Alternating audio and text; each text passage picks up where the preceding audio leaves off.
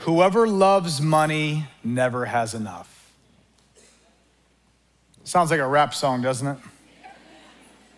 Whoever has money never has enough. Whoever loves wealth is never satisfied with their income. This too is meaningless. As goods increase, so do those who consume them. And what benefit are they to the owners except to feast their eyes on them? The sleep of a laborer is sweet, whether they eat little or much. But as for the rich, their abundance permits them no sleep.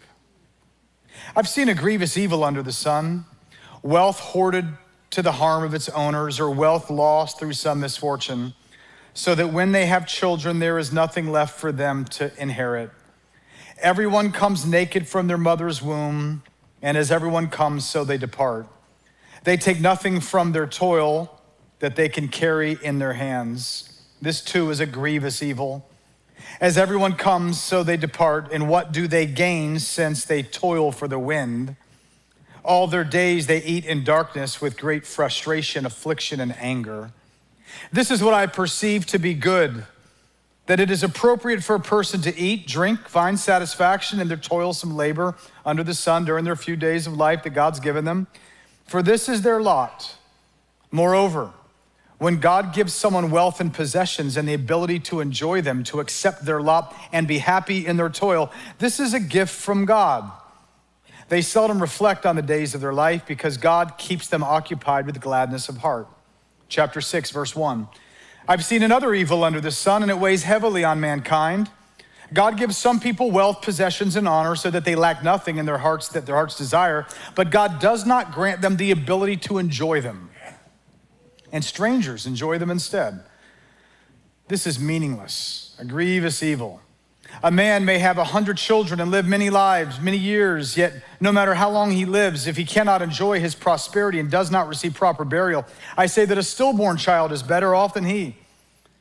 Comes without meaning, it departs in darkness, and in darkness its name is shrouded. Though it never saw the sun or knew anything, it has more rest than does that man. Even if he lives 1,000 years twice over, but fails to enjoy his prosperity, do not all go to the same place? Everyone's toil is for their mouth, yet their appetite is never satisfied. What advantage has the wise over fools? What do the poor gain by knowing how to conduct themselves before others? Better what their eyes see than the roving of the appetite. This too is meaningless, a chasing after the wind. Whatever exists has already been named, and what humanity is has been known. No one can contend with someone who is stronger. The more the words, the less the meaning, and how does that profit anyone?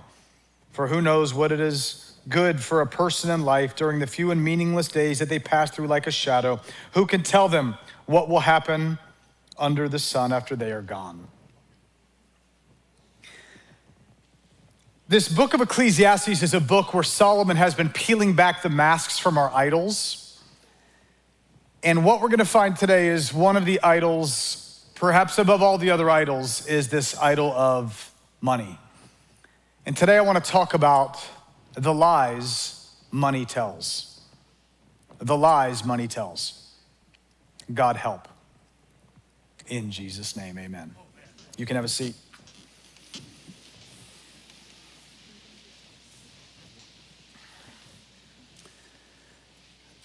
During the Great Depression, when the stock market crashed, the wealthiest citizens of America spiraled into despair. Not just sadness, not just sorrow, because people can handle sadness and sorrow, but despair is something different because despair is devoid of hope. And they spiraled into despair. Bankers, investors, business people who had spent decades building their fortune, coming out of the roaring 20s, there was this crash that took place, and there was a wave of suicides, especially among the very rich, because their stuff had been taken. We saw this again in 2008 during what's become known as the Great Recession. There were many, many millionaires and wealthy people that had lost so much. One German billionaire caught my attention. Some of you might remember the story. He had built a massive fortune, and he lost this lost billions of dollars during the crisis. He still had many millions of dollars, but he lost billions of dollars. And in the middle of this, at one point, he went out to a railroad track, stepped in front of a coming charging train, and he killed himself. The curious thing about the Depression and the recession and the suicides that followed is that the people that killed themselves, most of them were actually still quite wealthy. Many of them billionaires that would still have $800, $900 million. Many people still had many millions and millions of dollars that by most of our standards in this room, we would still look at them and say, you are still filthy rich. You've got everything that you need. And yet, it's not just their money that disappeared. It wasn't just their money that collapsed. Their reason for living collapsed. This is when you know something has gone from just being bad and it's become something else. Ecclesiastes is going to set up a lot of the Bible to reveal to us that money doesn't just sit in your wallet, but that money actually can rest on the throne of your heart. Colossians 3, Apostle Paul was talking to the church, and he says, put to death, therefore, what belongs to your earthly nature, sexual immorality, impurity, lust, evil desires, and here's the word, greed, which is, what's the word? Which is idolatry. Greed, which is idolatry. This desire for more, this desire for more money, that greed, which is idolatry. Now, when most of us think of idols, we think of like statues. We think of something you'd set up and you're breaking commandment number 2, thou shalt not create any graven image and bow down and worship it. And we think of these idols that someone might go and bow down and worship. And yet what Ezekiel tells us is he describes idolatry. He says these people have set up idols in their hearts. And Paul describes greed as idolatry. Now, an idol is when you take something and you turn it into an ultimate something. An idol is something that you make sacrifices for. You make offerings to it, that you offer up your life to that thing. An idol is something, and by the way, an idol can be a good thing. It's when you take a good thing and you make it an ultimate thing. It now becomes an evil thing because it becomes an idol. Parents, your children are a blessing from the Lord, but when a child, which is a good thing, becomes an ultimate thing, it becomes something other than a good thing because now it becomes an idol. And the problem with idols is that they're very deceptive. Idols always lie to us. Idols forever are lying about what they can do for us. Now, this is why in Matthew chapter 13, 22, when Jesus gave the parable of the sower, he described 4 types of ground, one of which was the seed that falls among the thorns. And he says this thorny ground, it's someone who hears the word, but the worries of this life, and here's the word, and the deceitfulness of wealth chokes out the word and makes it unfruitful. The deceitfulness of wealth. There's a deceitful nature to money. There's a deceitful nature to greed. There's a deceitful nature. Now, where I'm going to try to go today is because I want to talk about the lies that money tells us, but I want to sum it up to you in this simple statement, which is just this. Money promises what only God can provide. Money promises, like all idols, money promises what only God can provide. Money's gonna whisper to you that, man, if you had me, then you'd be able to get this, but it lies, because when money becomes an idol, now let me just make this clear. Today I'm gonna talk about the love of money, and I wanna be super clear. Money is not evil. The love of money is evil. The problem is almost no one thinks that they love money, they just think they really like it. Because the nature of wealth is that it's deceitful. So I want to expose 3 lies and then point us to Jesus. Number 1, the acquisition lie. I just need a little more. I just need a little more. Verse 10, chapter 5 says, whoever loves money never has enough. Whoever loves wealth is never satisfied with what they have. I lived an interesting childhood because my parents were divorced. So during the 10 months of the school year, I lived with my mom. And we never had a ton of money. There wasn't a lot of money to eat out and go on vacations and all these kind of things. But for 2 months of the year, I would go to see my dad, who lived in Boca Raton. So my mom lived in St. Pete in a, normal neighborhood would be a generous way of saying that, okay? My dad lived on a lake with a pool in Boca Raton, Florida. All right? So for 2 months of the year, I got to see South Florida affluence, what took place there in South Florida. There's a lot of money in South Florida. And I remember I was reading the Sun-Sentinel newspaper when I was down there for one of the summers. And while I was there, it just stuck with me because they asked this question. They did a survey among their readers, and the question was, how much money would it take to satisfy you? In fact, let me ask you the question. How much money would be enough for you? Like if you got it, you'd be like, man, that's enough.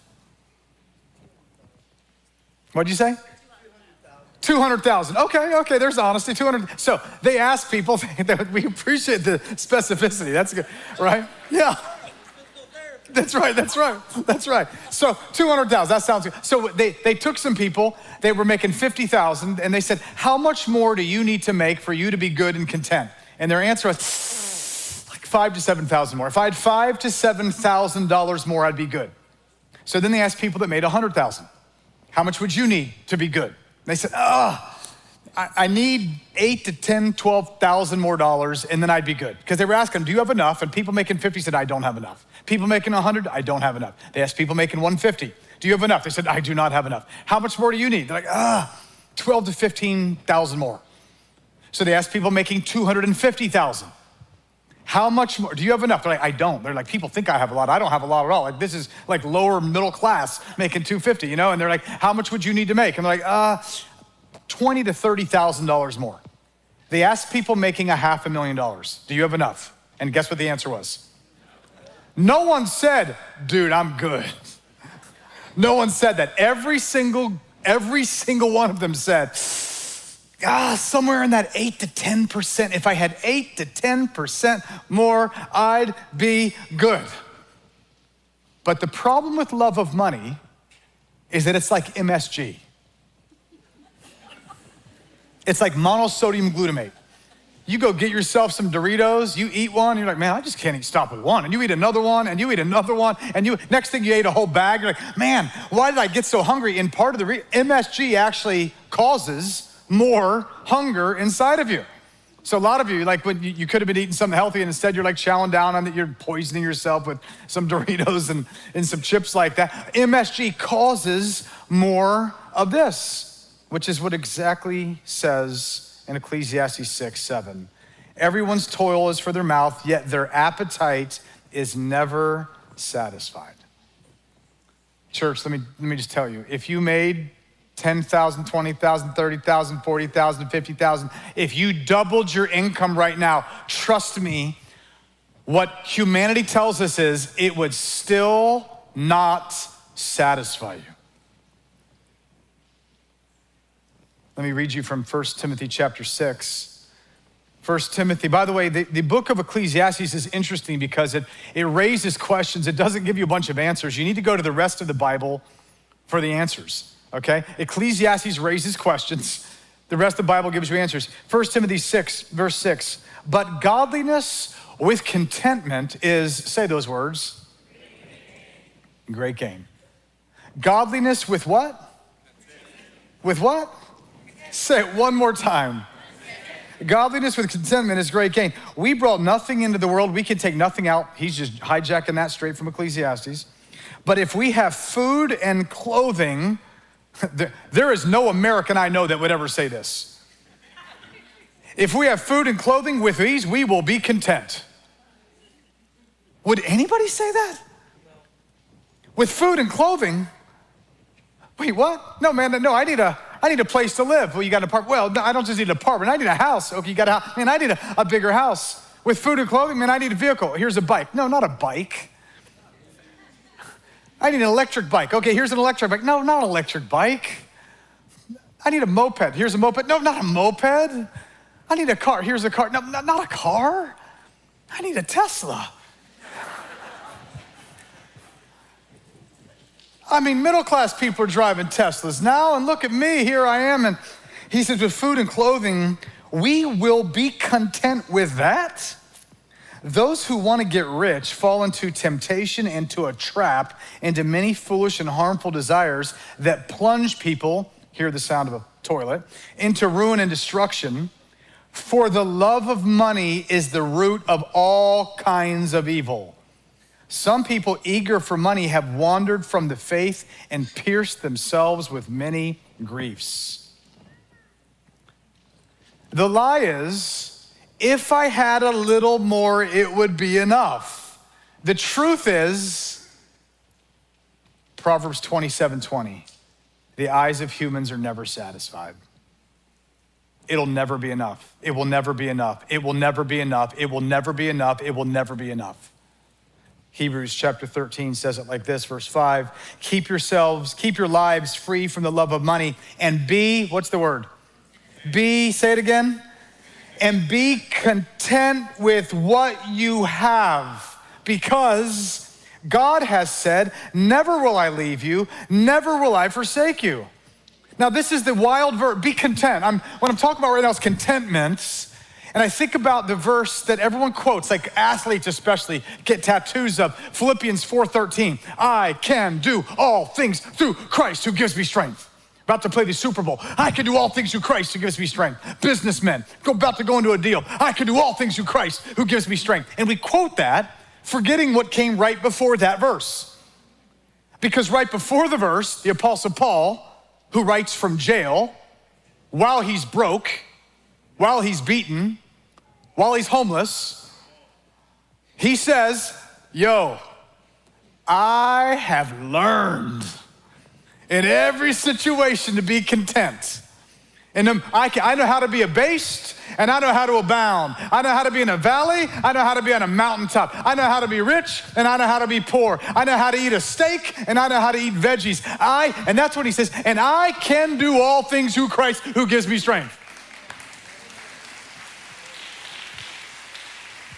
In other words, I'm content with a house, and I'm content with a mouse. I'm content in the air, I'm content with a bear. I'm content, anywhere is where I go, right?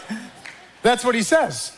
So the context, it's always humorous to me, like when you see an athlete putting in the NBA saying like Philippians 4:13, I'm like, whoa, I guess he's saying he'd be fine with a lower salary right now because he's learned to be content in all things. But the key word here is learned. I've learned to be content. I have learned by reading the book of Ecclesiastes that money tells a lie, which says, if I had a little more, then I'd be content. I've learned that it's an acquisition lie, that I just need a little more. Solomon says, trust me, I did the experiment. I got more than any of you, and I'm telling you, it doesn't satisfy. Number 2, the comfort lie. Money will give me rest. I'm so stressed because I don't have money, but if I had money, then I wouldn't be stressed. But as one of our modern day prophets said, mo money. It's kind of a notorious kind of statement, but you know what I'm saying. Yeah. Mo money, mo problems. Look at verse 11. He says, as goods increase, so do those who consume them. That's not just talking about your waistline, by the way. Verse 12, the sleep of a laborer is sweet, whether they eat little or much, but as for the rich, their abundance permits them no sleep. I've seen this grievous evil under the sun, wealth hoarded to the harm of its owners, or wealth lost through some misfortune, so that when they have children, there's nothing left.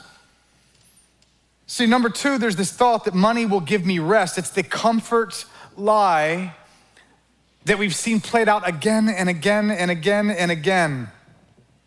John D. Rockefeller was one of the wealthiest people on planet Earth, and they asked him, how much money do you need?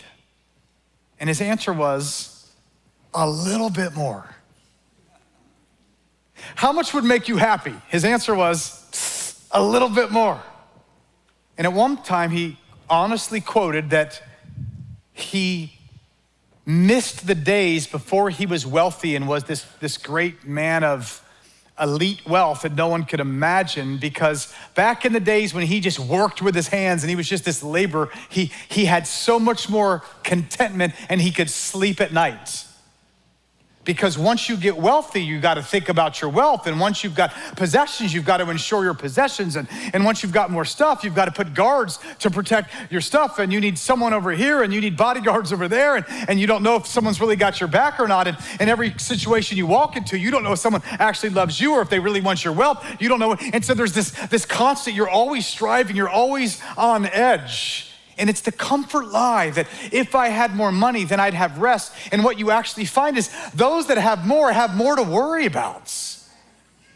Oh, I'm not saying you don't want more. What I'm saying is, are you ready for the more? Because the Bible says that there are many those who desire to get rich, they fall into traps. I'm not saying that you can't handle it. I'm just saying the more you accumulate and the more you want wealth, the more traps there are set for you.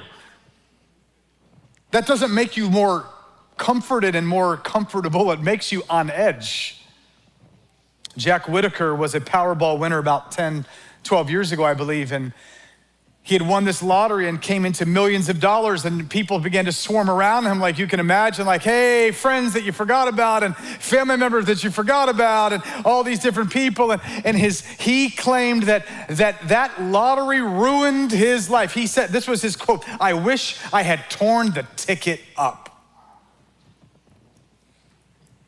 The more we own, the more we fear losing. More to manage, there's more pressure, more to insure, more to guard, more to watch over. You'll lose sleep. The richer you are, you lose sleep. The facts are, the more wealth people have, the less that they sleep. They don't rest the same way. Whereas Ecclesiastes just looks at the common worker, some dude out there working all day long. He goes home, he sleeps, he's got less money, but he sleeps and he finds himself. This is why money can buy you a mattress, but it cannot buy you rest. Money can get invested in a stock, but it cannot guarantee what's going to happen from there. And there's this lie that money's going to give me rest, and Solomon just says, if you're thinking money, listen, I'm going to get clear again. Money's not evil. What's evil is when you believe it's going to give you rest. Money's not evil. What's evil is when you think a little bit more is going to satisfy you. Number one was the acquisition lie. Number two, the comfort lie. Number three, the security lie. If I had this money, that riches will somehow protect me. We see this grievous evil. He says, I see people who hoarded, but then their wealth they lost, verse 14, through some misfortune, so that when they had children, there was nothing left. Everyone comes naked, and they're gonna leave naked. They take nothing for their toil. This is a grievous evil. As everyone comes, so they depart. Verse 17, all their days they eat in darkness with great frustration, affliction, and anger. This is the security lie that the riches are gonna protect me. I love the story of that old harsh husband and father who was very greedy, very parsimonious, as he would say, but he was just greedy and stingy, and he didn't even put his money in banks. He had been saving up. I mean, he just took the money and kept it hoarded in the basement of their house. He ended up having hundreds of thousands of dollars, never went out to eat, never gave his children any little blessings, never took care, never spoiled his wife. And he got very sick and he was gonna die somewhat young. And he went to his wife and children. He says, I need you guys to give me your word. I wanna be buried with all this money that I made. And his wife said, baby, I give you my word. We will bury you with that money. So sure enough, he came to pass away right before he died on his deathbed. Give me your word, you'll bury me with the money. He had $250,000, $250,000. She said, baby, I give you my word. So he died, and at the funeral, of course, he was laying in his casket. Not a lot of people to grieve his passing, but the wife walked up to the casket and she had the children there, and she says, honey, I'm keeping my word. And she pulled out a check for $250,000 and put it in his casket. And she said, cash it anytime you want, because I put all the money in the bank. And she and the children enjoyed the rest of their life. If you travel to Egypt, you have an interesting thing in Cairo, because one of the great missionaries of the last, 150 years or so was a guy named William Borden. And William Borden had given his life for the sake of the gospel. He was an heir to Borden Milk, Borden Dairy, and he had much wealth to his name. And he basically sold his possessions and his part of the wealth to become a missionary to reach those that had never had access to the gospel. And so he was giving himself for this. He was there in Cairo, but while he was there, he contracted a disease and he ended up dying. And when he died, he ended up being buried right there in Cairo, and his grave is even there, I believe, to this day. You could still visit his grave now, but sort of a simple little grave out off some street to where, unless you're a Christian, you wouldn't think very much of this. This hero of the faith that gave his life that almost seems for nothing. When you looked at his life, it seems like what a waste, what a waste. And he's the guy that was very famous that in his journals, he had gotten rid of all of his stuff. And he said, there was no more retreating. He was not going to turn back. And then he got to the point, he had given all of his money and he said, no more reserves. These were journal entries, no retreats, no reserves. But then as he's about to die and he knew he was going to be with the Lord, he wrote these famous words, no regrets. No retreat, no reserves, no regrets. Just blocks away from where he would be, literally in the same city, archaeologists discovered what many of us know as King Tut's tomb. And when they discovered King Tut's tomb, what they found was this young king of Egypt, this young pharaoh that had died. And of course, the Egyptians, they would embalm them, but they would also bury them with possessions because they believed they could take their wealth into the next life. And it's so interesting if you go to Cairo, because I've heard multiple people tell the story. I've watched videos and I've read this in books where people would say the dramatic contrast of two lives. One pharaoh that believed he could take it with him, and so he told them to take all this stuff and bury it with him. And so when they unearthed his grave, they discovered all kinds of riches and gold and treasures. And much to the Pharaoh's surprise, he did not take it with him, because when you die, you will face a holy God and give an answer to him, and you're not taking anything with you. You came in naked and you're gonna leave butt naked. That's how you're going. And you're gonna stand before God open, and you're gonna be there under the scrutiny of the eye of a holy God. And if you looked on the outside, if you looked in human terms, you would have looked at this King Tut that got buried and would have looked like the epitome of success, to get buried and embalmed and honored and put into a place like this. And if you looked at William Borden, you would have looked and said, what a waste of a life. This man has nothing. And yet Jesus said that what you do in this life will continue into the next. And that when you make investments and deposits in this life, they're going to reap a reward in the next. And William Borden, I believe, saw God's face, and on Judgment Day, he's gonna hear, well done, good and faithful servant. And someone would look at him and say, what a waste that you squandered your wealth. He'd say, what a waste? Don't you get it? I invested in Tesla before it went crazy. I invested in Apple before it took off. I invested in Microsoft before it took off. Church, I'm letting you know, the kingdom is gonna come. The king is gonna come back. And when he does, those that invested in his kingdom are gonna be glad.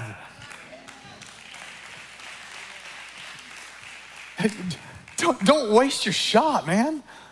Your pastor's letting you know, you've got an investment opportunity right now, that cups of cold water in the name of the Lord.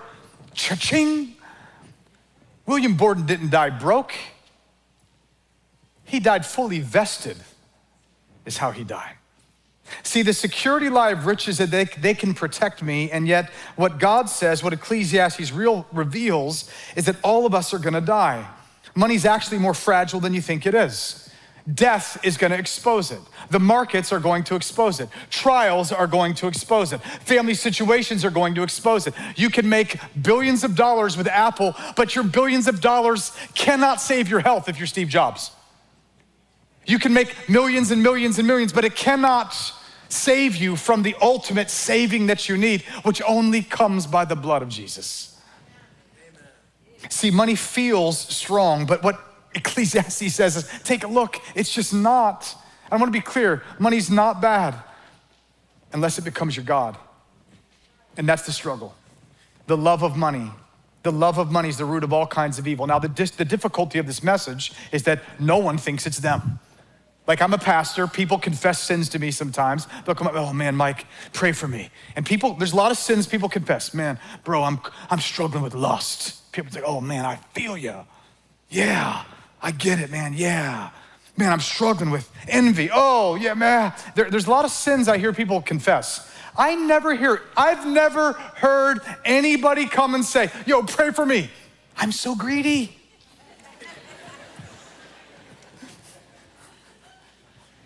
No one. I mean, I've been a Christian for years. No one ever's like, it's me. I love money. No one says that. They're like, no, I like money. My precious. That's it. No one loves money. It's not me. It's someone else. It's those rich people. Well, but wait, they're rich by whose standards? Well, usually the rich person is whoever's got more than you. I'm going to be in El Salvador this Wednesday. I bet by El Salvador standards, I'd be willing to bet 98% of you in this room are rich by their standards.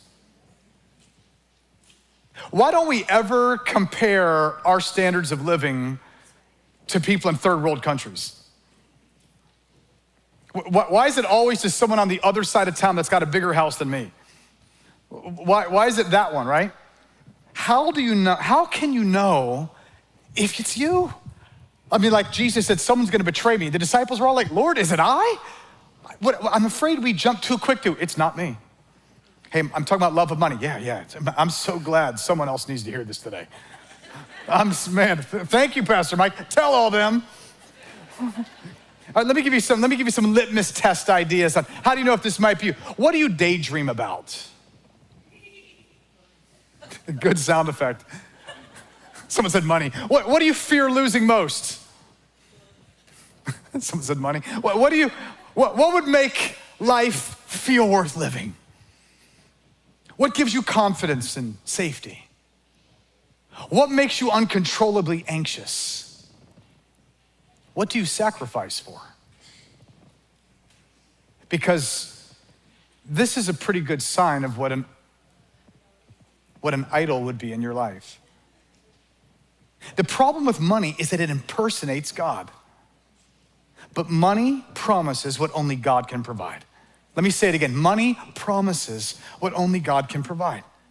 I was talking to John Lash, pastor of Greenhouse down in South Florida. I said, John, when you're talking to people about money stuff, I said, where do you go with someone? I said, how can someone know if they love money? He says, well, I'll tell you one way.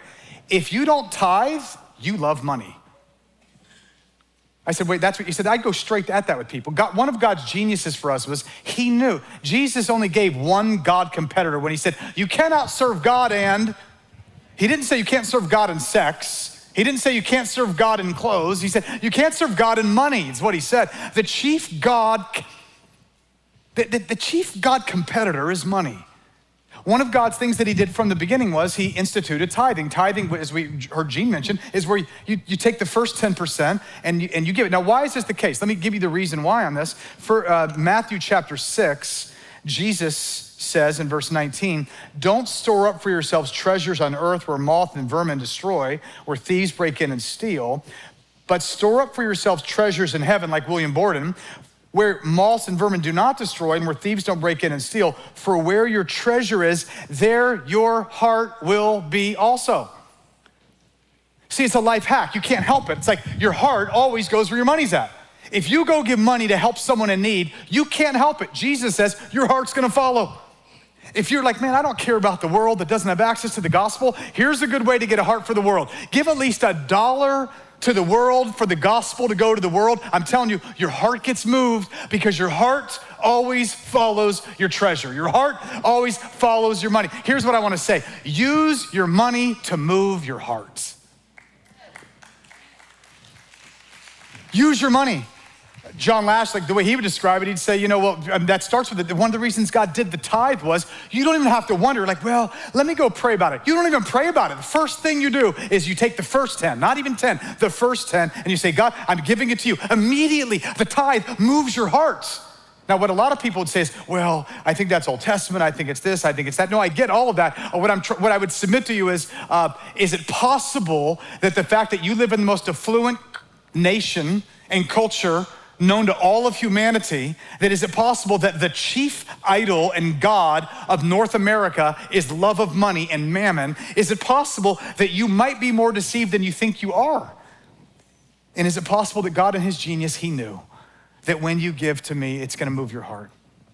On top of that, you go give generously. It's just weird, man. You'll give away and you're like, oh man, it's strange. And when you do, something happens. It's the reality of 1 Timothy 6 that I already read. I didn't read this last verse in verse 17. It says, command those who are rich in this present world not to be arrogant, not to put their hope in wealth, which is so uncertain, but to put their hope in God, who richly provides us with everything, and here's the key, for our enjoyment. I was reading this, I'm like, 4-hour enjoyment. So I'm like, wait a minute. So I go back to Ecclesiastes, and while I'm reading Ecclesiastes, look at this, because the number of times this pops up in Ecclesiastes 5, verse 19, he says, moreover, when God gives someone wealth and possessions and the ability to enjoy them, to accept their lot and be happy in their toil. Chapter 6, verse 2, the ability to enjoy them. Chapter 6, verse 3, if he cannot enjoy his prosperity. Chapter 6, verse 6, and if he lives 1,000 years twice over, but fails to enjoy his prosperity. Church, I want you to watch the goodness of God right now. Look at this. God says, number one, I want you to be ready for death like William Borden, that one day there's gonna be treasures forever and ever. But it's not just waiting until you die, it's while you live. He wants you to enjoy your life.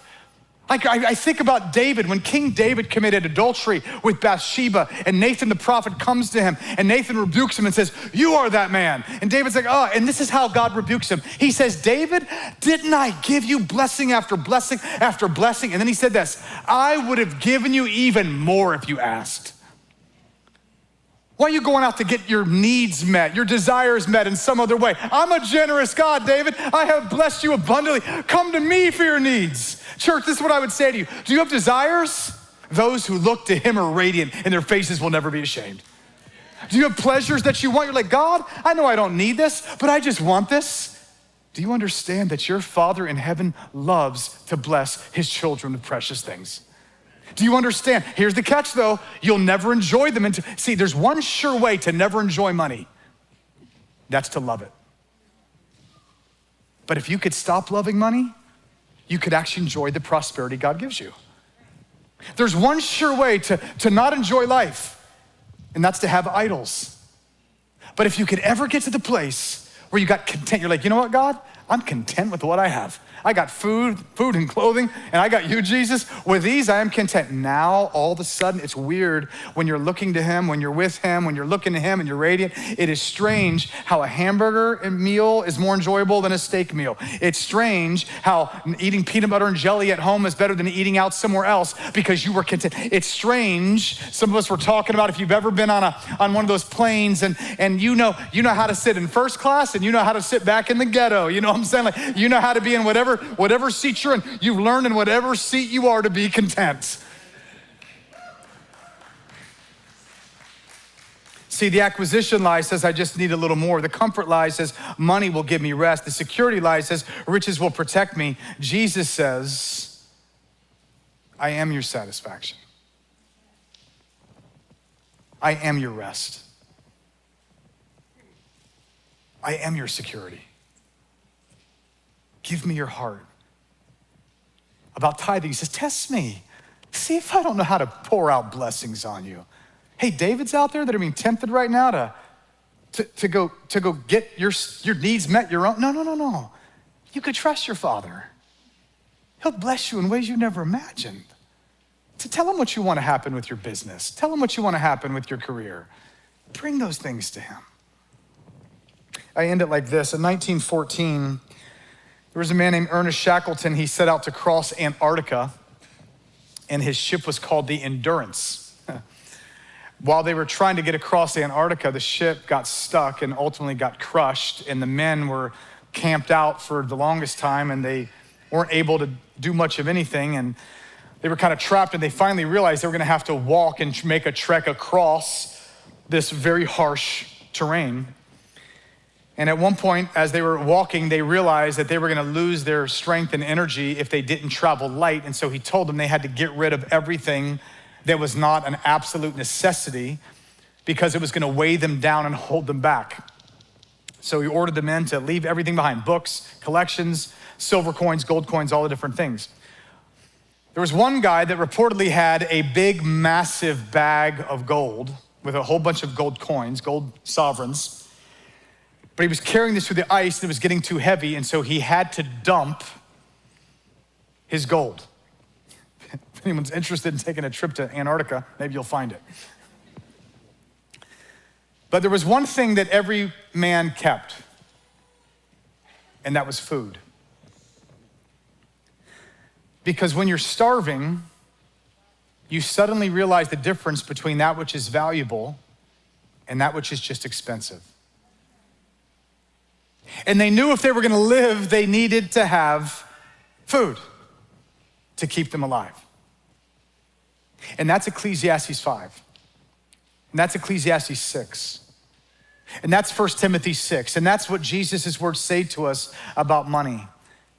It promises you security, but it cannot give it. It promises you rest, it cannot provide it. It promises you satisfaction, it cannot do it. It promises you life, but it cannot provide it. Because money can't carry the weight of the human heart. Eternity is written on your heart. The image of God is marked on your heart. You were made for more than money, and you're made for more than the things that are under the sun. And that's where Jesus steps in. And Jesus did not say, I am the gold of life. He did not say, I am the silver of life. He did not say, I am the riches of life. He said, I am the bread of life.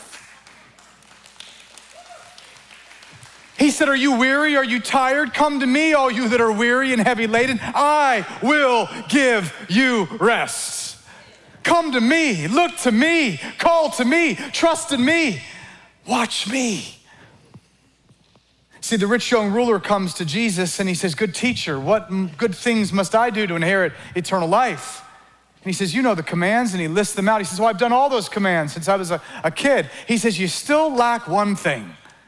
Sell everything you have and give to the poor, and then come follow me. You'll have riches in heaven. And the scripture says he went away sad because he had great possessions. He went away sad because he had these great possessions. Zacchaeus met Jesus. And when Zacchaeus met Jesus, unlike the rich young ruler, he has one conversation with Jesus. He says, look, Lord, I'm gonna give half my stuff away and I'm gonna return things many times over. Money lost its sway over Zacchaeus because money was dethroned and Jesus was enthroned, and Zacchaeus' life would never be the same again. And there's some of you today, man, I'm pleading with you today. There's a heaven or a hell that's waiting after this life, but there's a joy in this life that Father wants for you, and you'll never enjoy it by gripping it like this. You'll never enjoy it as long as money is on the throne. But if you would dethrone money today, if you'd be willing to say, Jesus, it's me. I love money, but I don't want to. I want to love you. Jesus, it's me. I've loved it too much, but I don't want to. And I confess that, and I come to you. I'll tell you what's going to happen. He's going to turn around and he's going to give you joy. That's what he'll do. See, the cross reveals two things at the same time. Number one, money is a terrible savior. And number two, Jesus is an amazing savior. Jesus gives up the riches of heaven to come down, and he became poor that we could become rich. Jesus gives up the affluence so that we can gain the affluence that only comes through him. So the invitation today is not merely, hey church, we need you to give more money. My invitation today is, I want you to get a better treasure. Make Jesus your treasure and watch what happens.